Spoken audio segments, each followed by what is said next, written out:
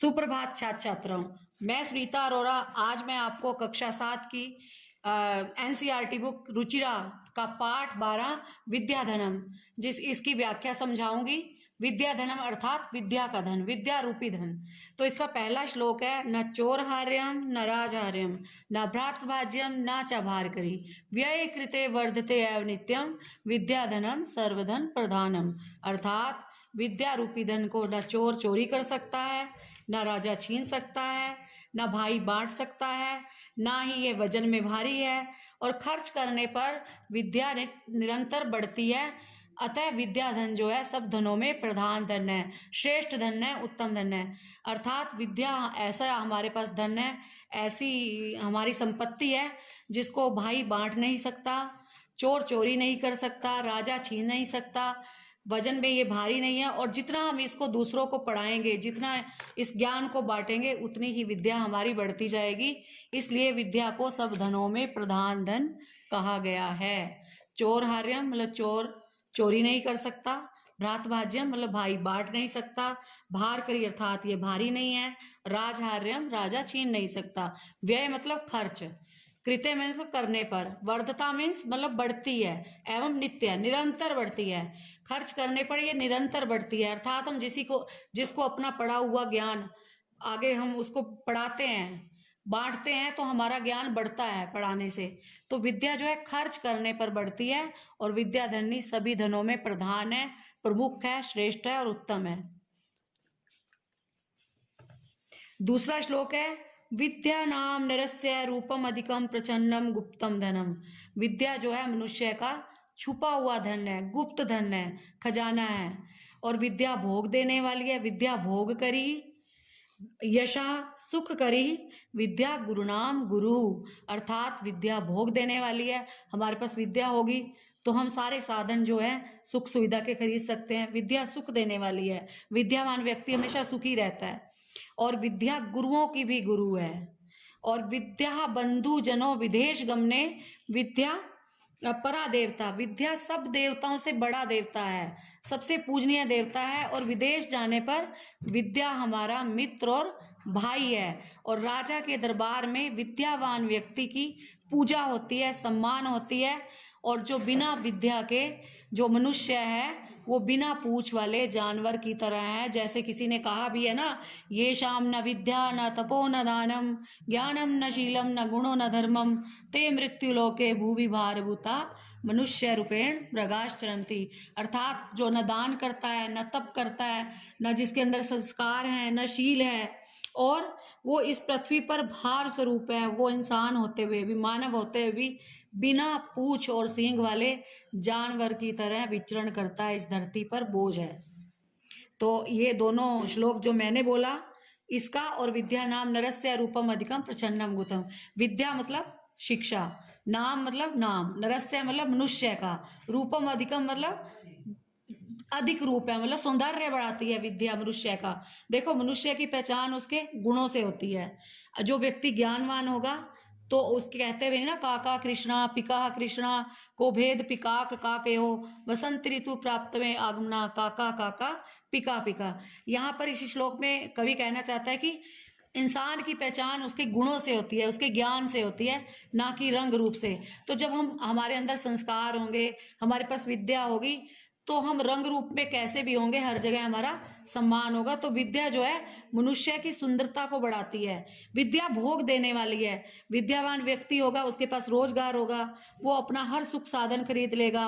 और विद्या सुख देने वाली है। और विद्या गुरुओं को भी गुरु है। अर्थात हम पढ़ रहे हैं, हमारे गुरुओं ने भी विद्या पढ़ी, वो हमें पढ़ाने लगे। तो विद्या जो है गुरुओं की भी गुरु है। और विदेश जाने पर, हम अगर प्रदेश जाते हैं, हमें पढ़ना आता है, हमें कहाँ जाना है हम पढ़ सकते हैं, तो हर जगह पहुंच जाएंगे। हम क्या करने चाहते हैं, हमें हर चीज मिलेगी। तो विद्या जो है बंधु है, हमारा भाई है, मित्र है विदेश जाने पर, जब हम घर से बाहर जाते हैं। और विद्या देवताओं का भी देवता है, सबसे बड़ा देवता है। और विद्यावान व्यक्ति की, ज्ञानवान व्यक्ति की राजा के दरबार में पूजा होती है, न कि धनवान व्यक्ति की। और बिना विद्या के मनुष्य को पशु के समान कहा गया है, विद्या विहीनः पशु। तो जो जिसके पास विद्या नहीं है, जिसके पास ज्ञान नहीं है, जो पढ़ा नहीं है कभी, तो उसे विद्या से रहित पशु कहा गया। देखो पशु और मनुष्य में कोई फर्क नहीं है अगर मनुष्य ने शिक्षा ग्रहण नहीं की, अच्छी शिक्षा। अगला श्लोक है केयुरा मीन्स होता है बाजूबंद। न विभूषयंती पुरुषम हारा न चंद्रोज्वला, मतलब मनुष्य की शोभा जो है बाजूबंद पहनने से नहीं है, आभूषण पहनने से नहीं है, और चंद्र की तरह चमकते हुए हार पहनने से नहीं है, और ना ही स्नान करने से, और ना लेप लगाने से, और ना फूलों के आभूषण, ना कुसुमम न अलंकृता मूर्धजा, ना स्नानम ना विलेपनम ना कुसुमम न अलंकृता मूर्धजा, वाण्ये का समलंकरोति पुरुषम या संस्कृता धार्यते, क्षीयन्ते अखिलम भूषणानि सततम वाग भूषणम।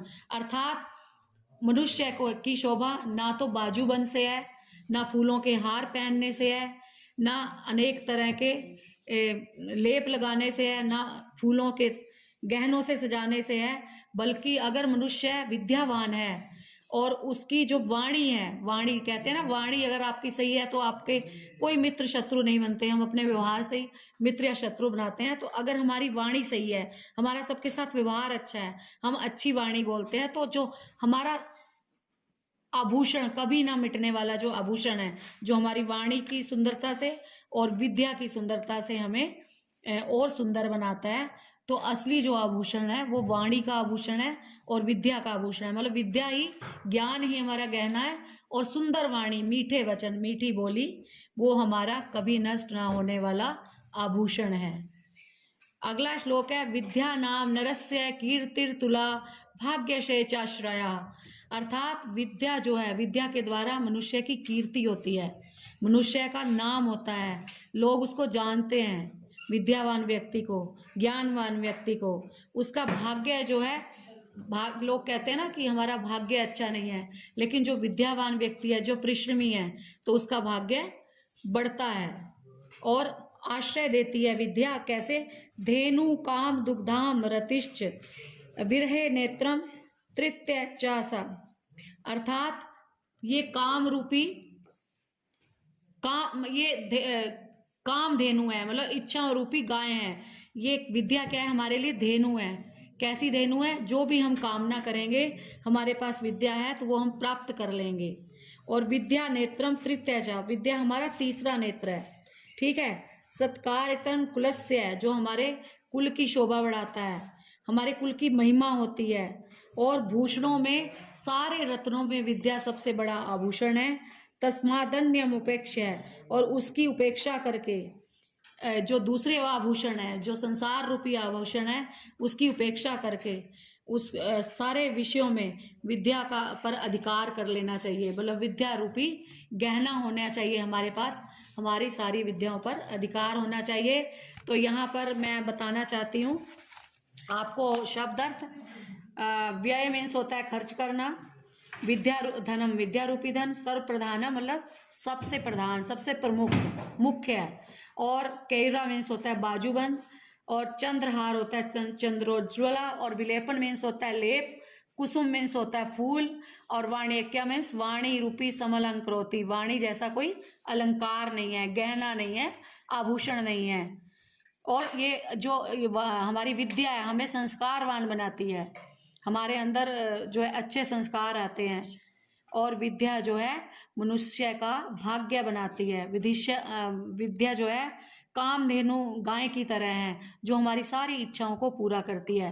तो ये विद्या धनम जो है, इसलिए सभी लोगों को विद्या रूपी धन अपने पास रखना चाहिए, विद्या ग्रहण करनी चाहिए, शिक्षा ग्रहण करनी चाहिए। शिक्षा ही हमारा असली गहना है।